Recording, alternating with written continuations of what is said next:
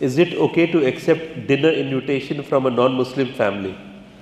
The Prophet ﷺ, as in the hadith, the Sahih, was invited to a sheep that a Jewish woman invited him and his companions to come and eat from. And he came and answered it. This is a clear example that it is permissible. Now, it is also permissible for us to invite them, but what is the reason?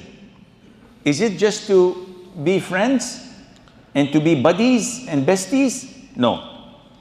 My intention when I answer such invitations is to represent Islam, to give da'wah directly or indirectly.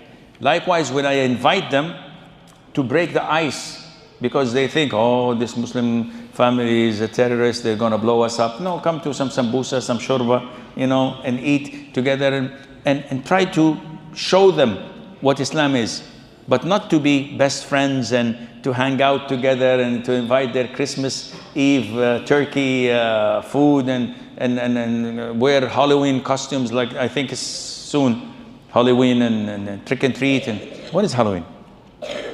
Devil's birthday. Huh? Devil's birthday. No, Halloween, when is it? It's 31st. 31st, oh, alhamdulillah, we can't, it's one week. Anyhow, so this is problem. Either you are so rigid that people hate Islam because of you, or you're too soft and mashallah, we're besties, I have a Christmas tree in my home and I will invite you to a turkey and Thanksgiving.